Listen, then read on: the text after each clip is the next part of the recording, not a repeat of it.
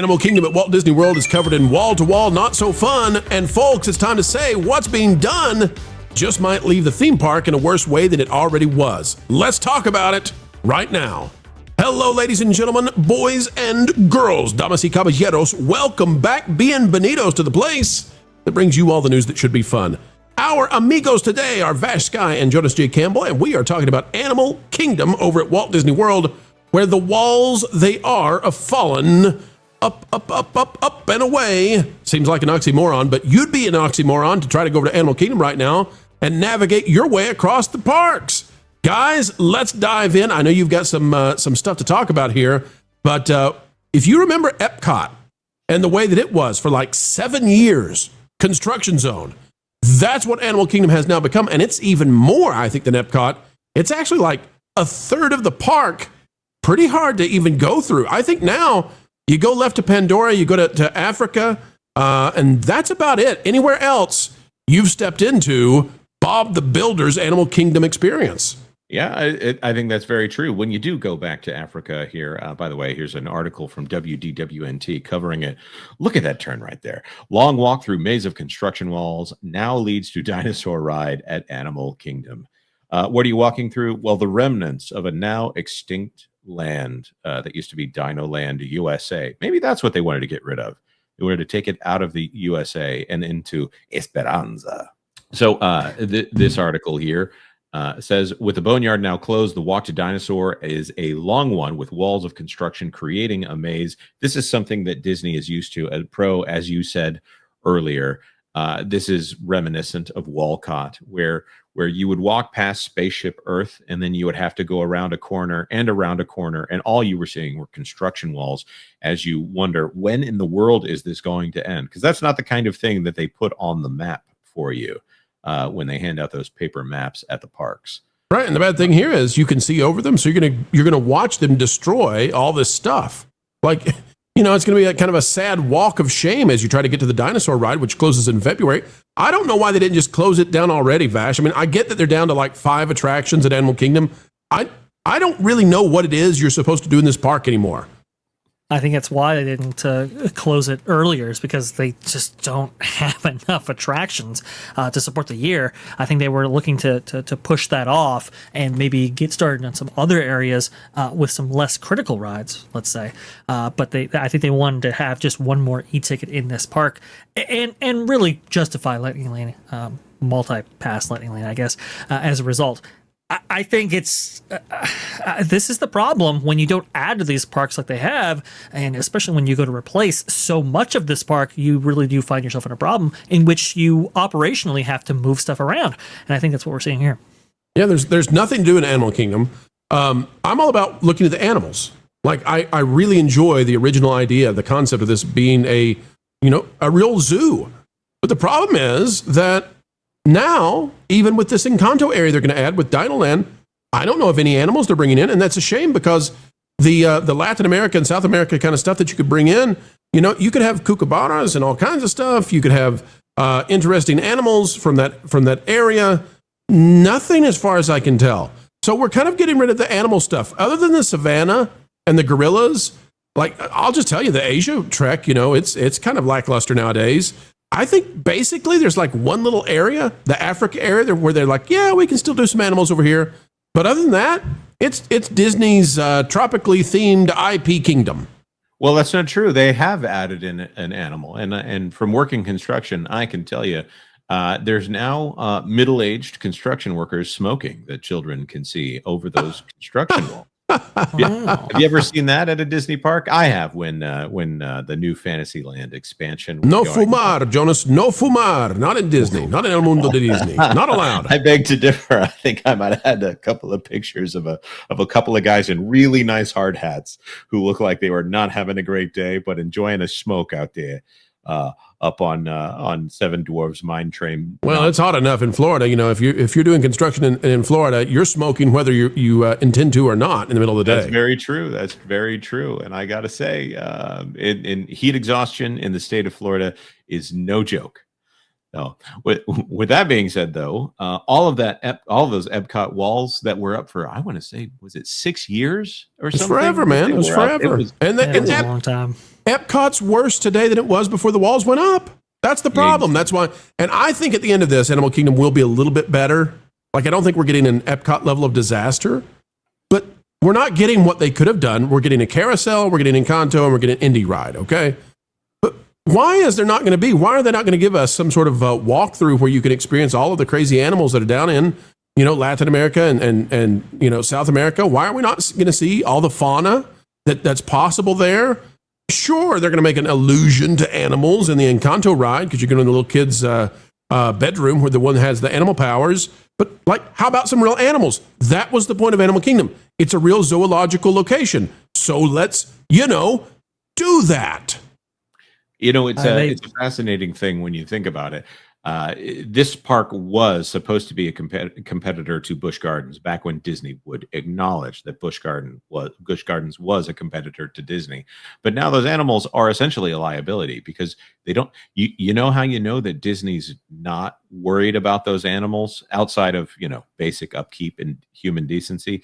They don't put them in the ads anymore. That's right. That's exactly right. And dinosaurs are an evergreen property, Vash. I've always said I think this is a big mistake because we could have had both. There's no reason that you couldn't have an updated dinosaur area, and then you could have Encanto. There's tons of land at Animal Kingdom to expand into. No limit whatsoever. You could have had all of this, but they made the decision to get rid of the dinos. The problem there is kiddos love dinos. I hope they love Encanto in 20 years, but I know they'll still love dinosaurs in 20 years. Right, that's the real big issue, right? That you have an evergreen property in which you really don't need an IP connection at all, versus something which, well, you're bound to the limits of what the IP can produce for you down the road. I do think long term, I think they might have some problems. I think it's a combination of two factors, though. One, I think they really are ceding ground to Universal. I think they kind of feel that maybe Universal Studios has dinosaurs locked up with their Jurassic Park/World franchise. I think that's one. And then two, I think they are putting an overt emphasis on IP, and they believe that Indiana Jones is something consistent with their philosophy that, the biggest IPs and franchises get people in the door. We already have a ride system out there in Disneyland that is very comparable to the one at Dinosaur Animal Kingdom. Let's go ahead and retheme it to that. I think that's what's playing out there in the minds of executives and Imagineers who are tasked with basically reusing a lot of the infrastructure that was already there going back to the 1990s and then redressing it for this Tropical Americas land, which is what this is. This is a short-term gain for this park, reutilizing infrastructure and not really a significant expansion in the way that they might be selling it to the public. It's amazing to me, even going back to those announcements of Indiana Jones, they were trying to hint at it like everyone needed to be excited for it, but it was so subtle. And Indiana Jones was currently at the time controlled by someone who people weren't really excited about the product that she might output under the Indiana Jones banner. So it just kind of slipped by everybody. Was that Indiana Jones? I don't know. Speculation over at that point. And then they announced they were doing an Indiana Jones ride. Of course, when we did Leak Week here on That Park Place, we covered that many times over. And there's a lot on this channel that you can look into. We pretty much know what that ride is going to be about. Everything else from that same leak has been essentially confirmed. So go check that out. Of course, full grain of salt when you do. Pro, do you have any hope whatsoever for what's going to happen when these walls come down? Well, sure I do, Jonas. I think that the Encanto ride will be just fine. I think it might even be, better than average. The carousel is going to be a carousel. It's going to be artsy-fartsy, but it's going to be a carousel. And Indy is going to be the same ride system. And we kind of know what to expect out of an Indy ride like that. I don't think Indy's going to drive any kind of attendance. I think they've damaged that brand severely. But I can tell you what I'd be excited about for Animal Kingdom. I would be excited if they had, exhibits with life-size dinosaurs, that were super realistic and kids, really believe they saw a real dinosaur. I'd be excited for that. I don't know why they never tried it. I'd be excited if Disney built, a big, giant area, a new place that was totally indoors to get you out of the weather, Antarctica, and let you experience all of the animals, in that region and see penguins and all those sorts of things, and maybe have an expedition Antarctica ride that's there. I can come up with a dozen things that would excite me about Animal Kingdom, and they seem to be determined to give me something less. No, Yeah, it's I mean, it's something that's IP generated. That's really all they're going to give you from this point out. Hey, remember that thing?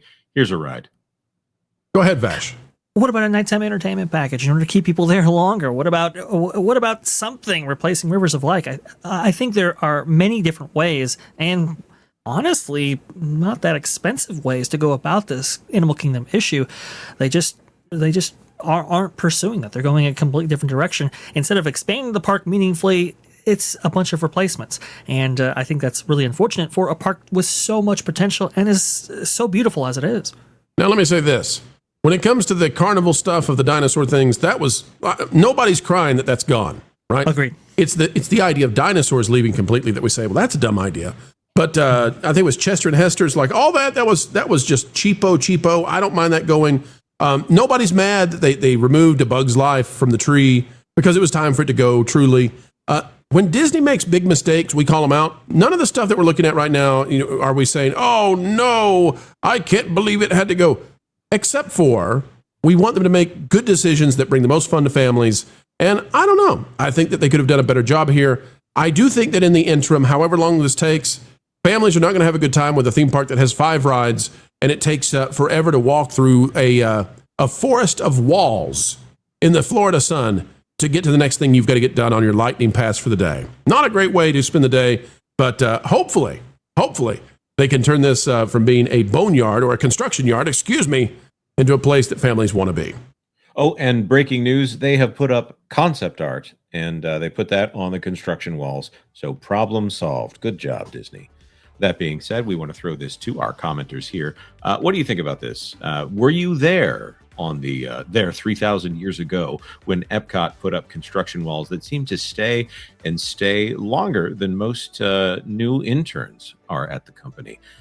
Tell us your thoughts in the comment section down below. Like this video because it really helps us out. And if you haven't done it yet, please consider subscribing to That Park Place for all the news that should be fun. Thanks for watching That Park Place News. For more information, consider checking out www.thatparkplace.com. And don't forget to subscribe, share, like, and send this out on your favorite social media accounts.